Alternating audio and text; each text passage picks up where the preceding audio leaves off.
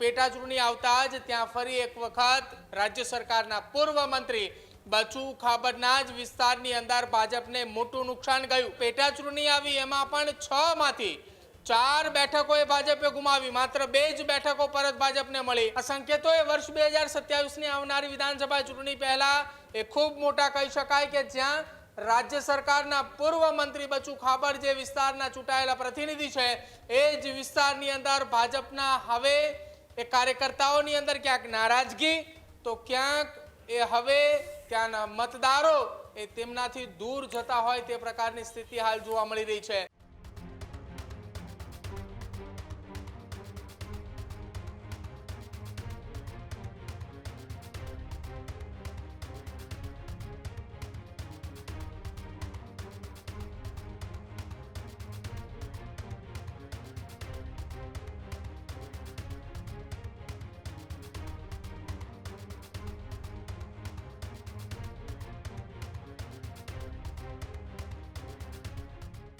ભારતીય જનતા પાર્ટીના ગઢમાં મોટું ગાબડું પડ્યું છે। દાહોદના દેવગઢ બારિયા નગરપાલિકાની પેટા ચૂંટણીની અંદર કે જ્યાં પરિણામો જાહેર થતા જ ભાજપના ગઢમાં કોંગ્રેસ અને આમ આદમી પાર્ટીએ લગાવી છે સેંધ। ભાજપને પેટા ચૂંટણીમાં 4 બેઠકોનું મોટું નુકસાન થયું છે તો 6 માંથી ભાજપ કોંગ્રેસ અને આપને 2 બેઠકો છે તે મળી છે। પૂર્વ રાજ્યમંત્રી બચુ ખાબડના ગઢમાં ભાજપને મોટો ઝટકો લાગ્યો છે। દેવગઢ બારિયામાં ભાજપે ગુમાવી સ્પષ્ટ બહુમતી। દેવગઢ બારિયા નગરપાલિકાનું રાજકીય ગણિત છે તે હવે બદલાયું છે। ભાજપ પાસેથી 4 બેઠકો વિપક્ષે આંચકી લીધી છે। સસ્પેન્ડ થયેલા સભ્યોની બેઠક પર યોજાઈ હતી આ પેટા ચૂંટણી। મત ગણતરી એ શાંતિપૂર્ણ માહોલની અંદર પૂર્ણ થઈ, પણ ભારતીય જનતા પાર્ટીના ખેમાની અંદર અત્યારે અશાંતિ ફેલાયેલી છે કે જે પૂર્વ રાજ્યમંત્રી બચુ ખાબડ અને પોતાનો જ મત વિસ્તાર એવા ધારાસભ્ય બચુ ખાબડના જ ગઢમાં મોટું ગાબડું પડ્યું છે। પ્રદીપ મારી સાથે જોડાયેલા છે। પ્રદીપ, આ માત્ર નગરપાલિકામાં જ ભારતીય જનતા પાર્ટીને ઝટકો લાગ્યો છે કે આ 2027ના સંકેત પણ દેવગઢ બારિયાથી મળી રહ્યા છે? બિલકુલ કુણાલ, સ્પષ્ટપણે સંકેત 2027ના દેખાઈ રહ્યા છે। પહેલા તો નગરપાલિકાની અંદર 6 સભ્યો ભારતીય જનતા પાર્ટીના હતા, પરંતુ એ પક્ષ વિરોધી પ્રવૃત્તિને બદલે તેમને સસ્પેન્ડ કરાયા। પક્ષ વિરોધી પ્રવૃત્તિ એટલે કે એ ચૂંટાયેલા 6 જેટલા પ્રતિનિધિઓ હતા કે જેમણે પક્ષની સામે જઈ અપક્ષ ઉમેદવારો જે હતા તેમને ટેકો જાહેર કર્યો અને અપક્ષના પ્રમુખ ત્યાં નગરપાલિકાની અંદર બેસાડ્યા હતા કે જેને લઈને સત્તા પક્ષ ભાજપે એ 6 સભ્યોને પક્ષમાંથી 6 વર્ષ માટે સસ્પેન્ડ કર્યા। ફરી એકવાર ત્યાં પેટા ચૂંટણી આવી અને પેટા ચૂંટણી આવતા જ ત્યાં ફરી એક વખત રાજ્ય સરકારના પૂર્વ મંત્રી બચુ ખાબડના જ વિસ્તારની અંદર ભાજપને મોટું નુકસાન ગયું। પહેલું નુકસાન કે પક્ષ વિરોધી પ્રવૃત્તિ કરી એટલે 6 જેટલા સભ્યોને સસ્પેન્ડ કરાયા।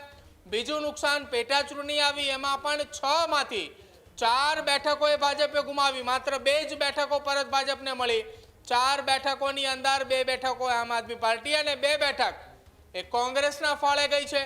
આ સંકેતોએ વર્ષ 2027ની આવનારી વિધાનસભા ચૂંટણી પહેલા એ ખૂબ મોટા કહી શકાય કે જ્યાં રાજ્ય સરકારના પૂર્વ મંત્રી બચુ ખાબડ જે વિસ્તારના ચૂંટાયેલા પ્રતિનિધિ છે એ જ વિસ્તારની અંદર ભાજપના હવે એ કાર્યકર્તાઓની અંદર ક્યાંક નારાજગી તો ક્યાંક એ હવે ત્યાંના મતદારો એ તેમનાથી દૂર જતા હોય તે પ્રકારની સ્થિતિ હાલ જોવા મળી રહી છે।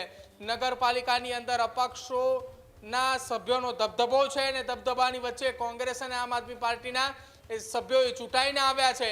એટલે એક તરફ નગરપાલિકા જે અત્યાર સુધી વર્ષો સુધી ભારતીય જનતા પાર્ટી પાસે હતી, હવે નગરપાલિકા એ ધીરે ધીરે દૂર જતી જોવા મળી રહી છે અને ક્યાંક આવનારા સમયમાં હવે 27ની અંદર બચુ ખાબડ માટે પણ મુશ્કેલી એ સાબિત થઈ શકે છે। કૃણાલ જી બિલકુલ, આભાર જોડાવા બદલ, માહિતી આપવા બદલ। તો દાહોદની દેવગઢ બારિયા જે નગરપાલિકા છે તેની પેટા ચૂંટણીમાં એ અપક્ષે જે દાવ બગાડ્યો હતો એ અપક્ષના કારણે ફરી એક વખત ભારતીય જનતા પાર્ટીને મોટો ઝટકો લાગ્યો છે। જે સસ્પેન્ડેડ 6 સભ્યો હતા તેના કારણે પેટા ચૂંટણી યોજાઈ। પેટા ચૂંટણીમાં ભારતીય જનતા પાર્ટીને સ્પષ્ટ લાગતું હતું કે તમામ બેઠકો તે જીતી આવશે। ગયા વખતની વાત કરીએ તો ગયા વખતે પણ ભારતીય જનતા પાર્ટી તમામ બેઠકો જીતવામાં, નગરપાલિકા બનાવવામાં સફળ રહી હતી, પણ ફરી એક વખત જ્યારે રાજ્ય પૂર્વ મંત્રી એવા બચુ ખાબડનો મત વિસ્તાર તેની ઉપર લાગેલા કૌભાંડના આરોપો અને ત્યારબાદ યોજાયેલી આ ચૂંટણીથી હવે ક્યાંક ને ક્યાંક લોકો તેમનાથી નારાજ હોય તેવું લાગી રહ્યું છે અને આ પરિણામ બતાવી રહ્યા છે કે 2027 વિધાનસભાની ચૂંટણીમાં દેવગઢ બારિયાની અંદર ભારતીય જનતા પાર્ટી જો બચુ ખાબડને ચૂંટણીના મેદાનમાં ઉતારે છે તો પછી પરિણામ કંઈક ઉલટા પડી શકે છે. ખેડૂત ભાઈઓ છે એ ખેતરમાં ડ્રોન ઉડાવતા હોય છે ત્યારે આપણે એક પ્રશ્ન સતાવતો હોય છે કે જે આપણે અત્યાર સુધી જીપીએસ ટેકનોલોજીવાળા ડ્રોન વાપર્યા છે, જેથી કરીને મોબાઈલ ટાવર છે અથવા તો હાઈ ટેન્શન લાઇન પસાર થતી હોય, કોઈ વૃક્ષો હોય, ત્યારે જે જીપીએસ ટેકનોલોજીવાળા ડ્રોન છે એમાં ટકરાય અને ટ્રેસ થાય છે. પણ એગ્રીઓન લાવ્યું છે GNSS ટેકનોલોજી ડ્રોન, જેથી કરીને એ ડ્રોન છે એ કોઈ જગ્યાએ ટકરાય નહીં, પોતાની રીતે જ ડિસિઝન લે છે અને મૂવ થઈ જાય છે, જેથી કરીને GNSS ટેકનોલોજી ડ્રોન છે એ વાપરવાનો આગ્રહ રાખો. અત્યારે જ ન્યૂઝરૂમ ગુજરાતની યુટ્યુબ ચેનલને સબસ્ક્રાઇબ કરો અને ઇન્સ્ટાગ્રામ અને ફેસબુક પર ફોલો કરો. અપડેટ રહો, સત્યની સાથે રહો.